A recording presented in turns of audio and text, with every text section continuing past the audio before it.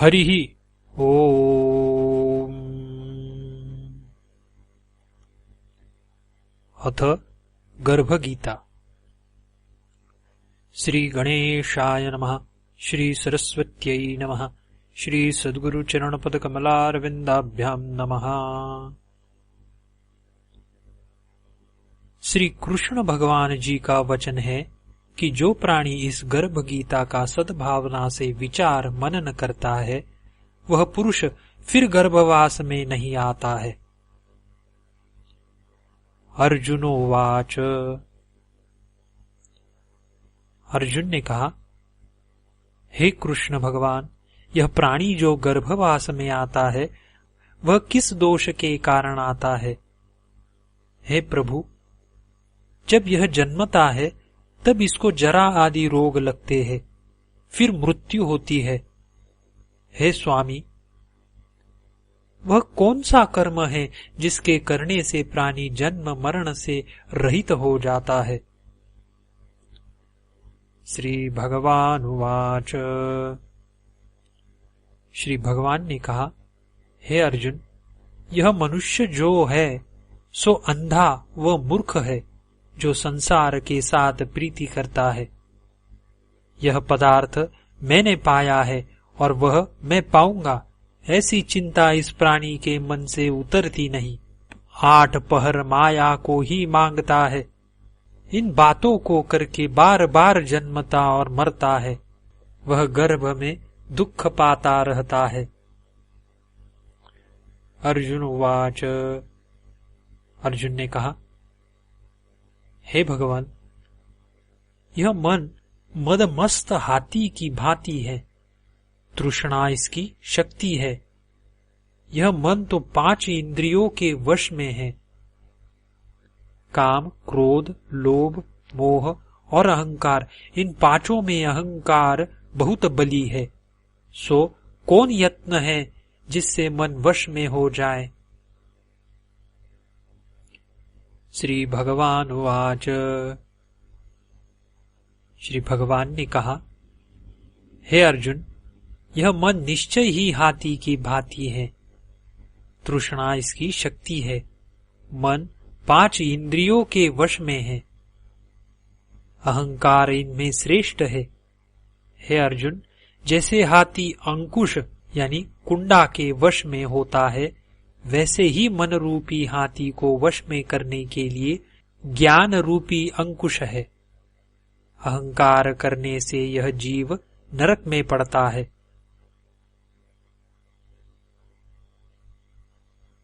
अर्जुन उवाच।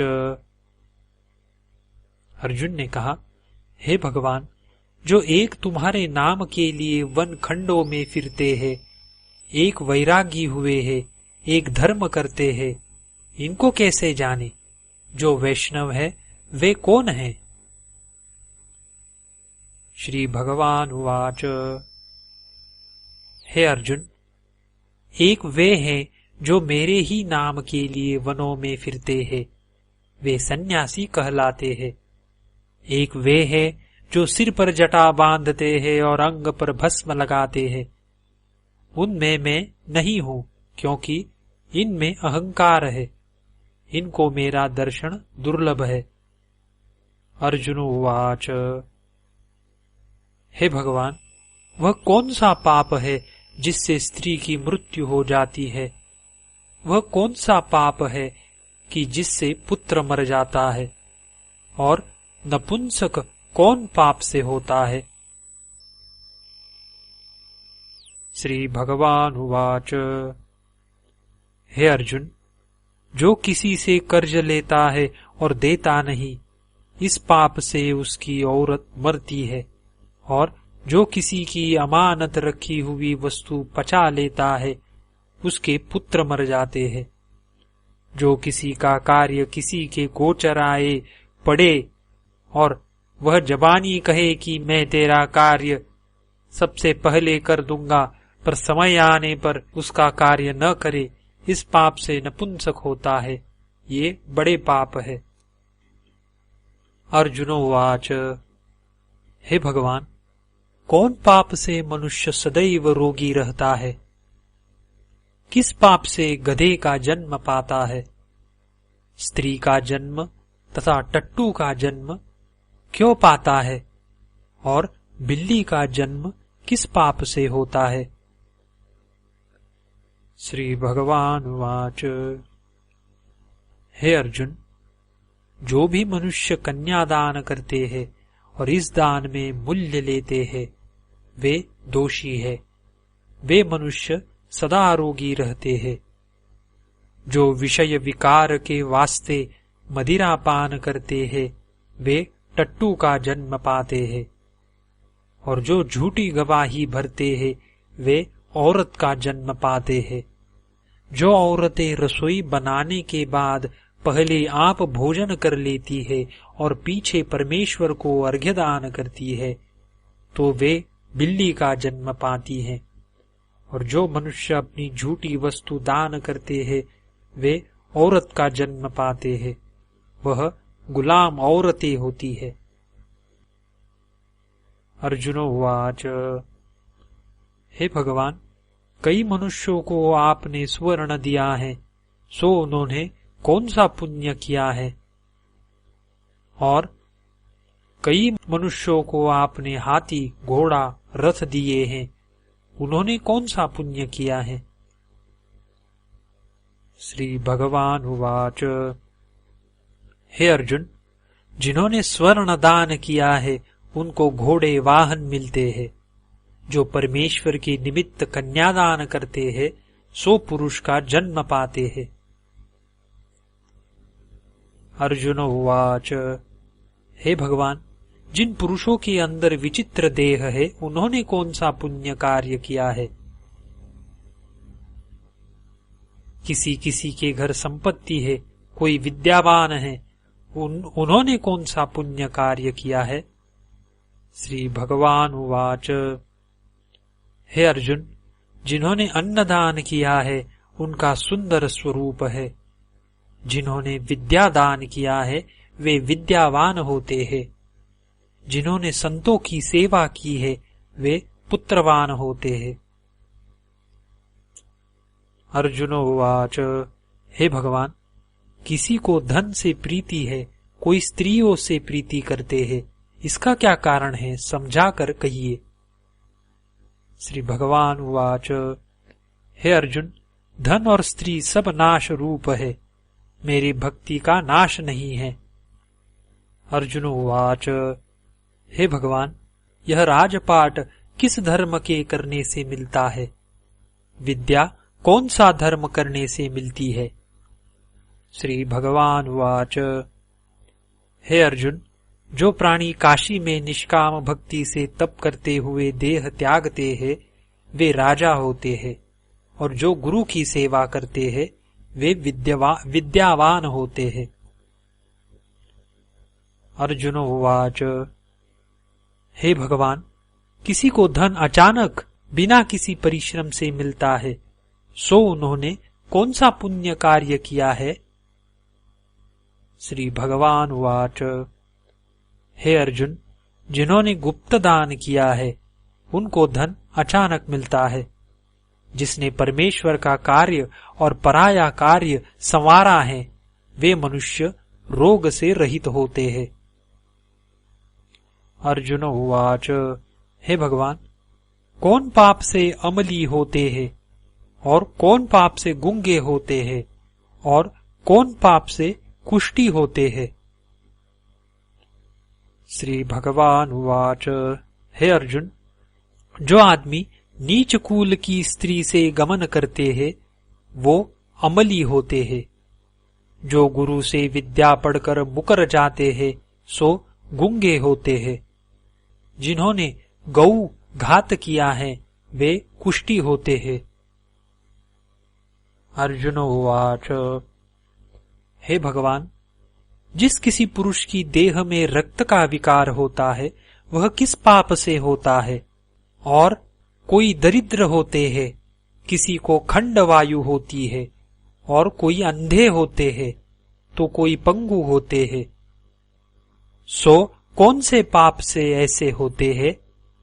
और कई स्त्रियां बाल विधवा होती है, तो यह किस पाप से होती है? श्री भगवान उवाच। हे अर्जुन, जो सदा क्रोधवान रहते हैं उन्हें रक्त विकार होता है। जो मलिन रहते हैं वे सदा दरिद्री होते हैं। जो कुकर्मी ब्राह्मण को दान देते हैं उनको खंडवायु होती है।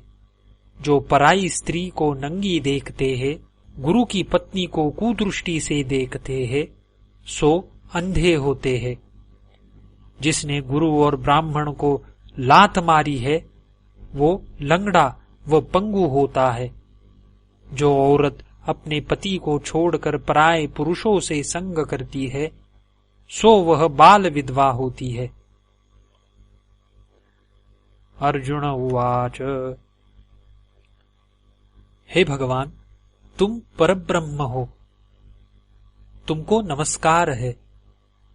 पहले मैं आपको संबंधी जानता था, परंतु अब मैं आपको ईश्वर रूप जानता हूँ। हे परब्रह्म, गुरु दीक्षा कैसे होती है, सो कृपा कर मुझको कहिए। श्री भगवान उवाच।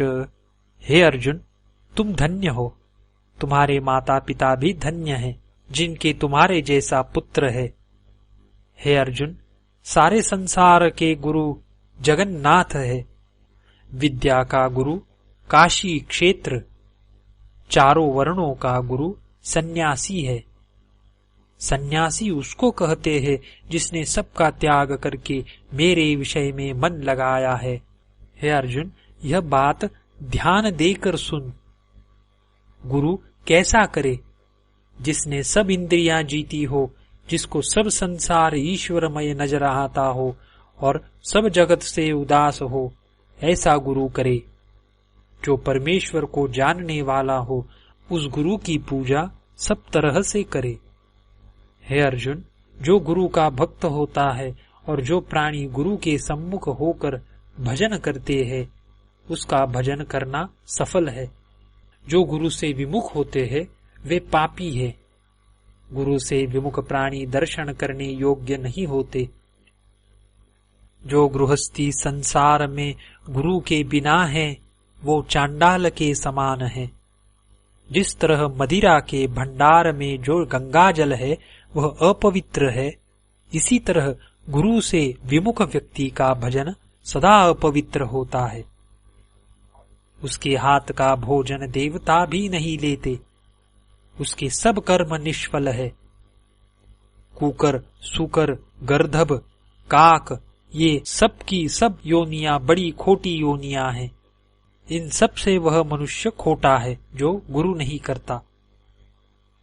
गुरु बिना गति नहीं होती, वह अवश्य नरक को जाएगा।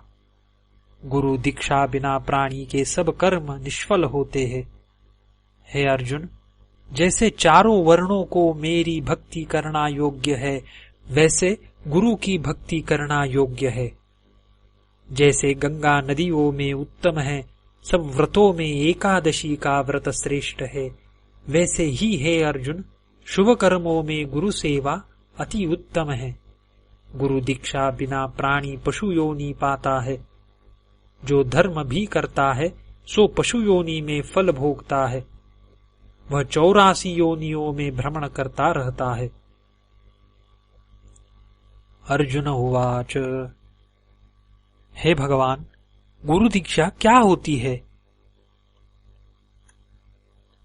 श्री भगवान उवाच।